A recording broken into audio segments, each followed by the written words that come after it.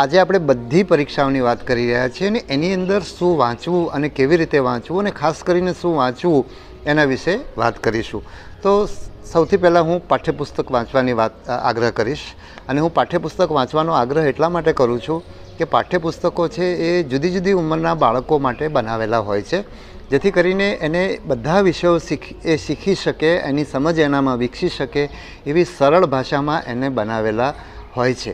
એટલે શાળા કક્ષાએ જે વિદ્યાર્થીઓ ભણે છે અને ભવિષ્યમાં એ લોકો જુદી જુદી વિદ્યાશાખાઓમાં ભણવા જાય, કોઈ એન્જિનિયરિંગમાં જાય, કોઈ મેડિકલમાં જાય, કોઈ વિજ્ઞાન શાખામાં જાય, કોઈ વાણિજ્યમાં જાય, કોઈ આર્ટ્સમાં જાય, તો એના પાયાની અંદર જે બધા વિષયો છે પહેલાં એકવાર ભણાવી દેવામાં આવે અને પછી એ લોકો સ્પેશિયલાઇઝેશનમાં આગળ જુદા જુદા ક્ષેત્રમાં ભણી શકે.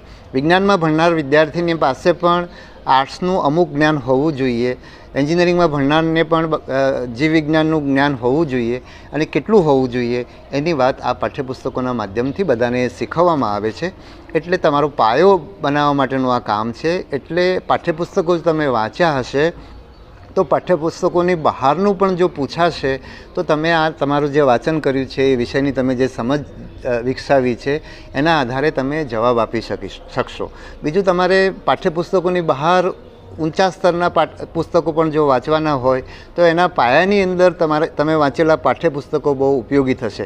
દાખલા તરીકે કોઈ વિજ્ઞાન વિદ્યાશાખામાં ભણે છે અથવા તો તમારી સ્પર્ધાત્મક પરીક્ષાની અંદર વિજ્ઞાનની અંદર અઘરી બાબત પૂછાય છે, તો એના માટે તમારે એક વધારે ઉપરના સ્તરનું પુસ્તક વાંચવું પડે, તો એની અંદર નીચેના સ્તરના વાંચેલા પુસ્તકો, પાઠ્યપુસ્તકો જે છે એ તમને બહુ ઉપયોગી થશે. હવે પાઠ્યપુસ્તકોમાંથી કયા પુસ્તકો વાંચવા? તો આપણી પાસે GCERT અને NCERT બંનેના વિકલ્પ છે. તો GCERTની ગુણવત્તા કરતાં NCERTની ગુણવત્તા પ્રમાણમાં ઘણી સારી છે, તો આપણે NCERTના પુસ્તકો વાંચવા જોઈએ. પણ GCERTના પુસ્તકો વાંચવાથી તમે કારણ કે ગુજરાતી ભાષામાં છે એટલે તમારા માટે વાંચવા એ સહેલા પડે, એટલે GCERTના પુસ્તકો વાંચવાના. GCERTએ પણ NCERTના કેટલાક પુસ્તકોનો અનુવાદ કરેલો છે, એટલે એ પુસ્તકો તમને GCERTમાં ગુજરાતી ભાષાની અંદર NCERTના પુસ્તકો મળી જશે, એટલે એ પણ તમે સહેલાઈથી વાંચી શકશો. બીજું, NCERTના પુસ્તકો છે એ હિન્દીમાં ઉપલબ્ધ છે, એટલે જે લોકો ગુજરાતી માધ્યમમાં ભણેલા છે એ લોકો હિન્દી માધ્યમના NCERTના પુસ્તકો વાંચી શકે. અને તમે જ્યારે હિન્દી વાંચવાનું શરૂ કરશો ત્યારે શરૂઆતમાં તમને હિન્દી વાંચવાનું પણ બહુ ગમશે નહીં.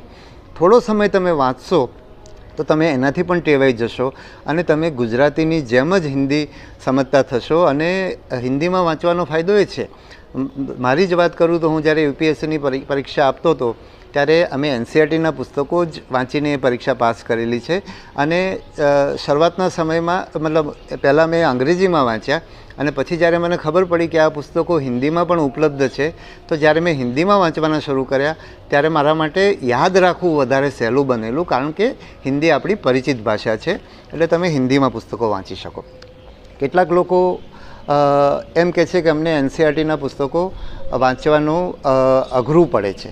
તો હમણાં મારી પાસે એક તલાટીની પરીક્ષામાં પાસ થયેલા બેન આવેલા અને એમણે એમ કહ્યું કે એમણે NCERTના હિન્દીમાં પુસ્તકો વાંચ્યા અને એમણે એવું કહ્યું કે આ પુસ્તકો વાંચવા એટલા સહેલા પડે છે કે જે સાવ ઓછું ભણેલા લોકો પણ હોય એ વાંચે તો એને સમજાઈ જાય એવા પુસ્તકો છે અને એ વાંચવાની એટલી બધી મજા આવે છે. આ એક તમારા જેવા જ વિદ્યાર્થી બેને વાત કરેલી છે.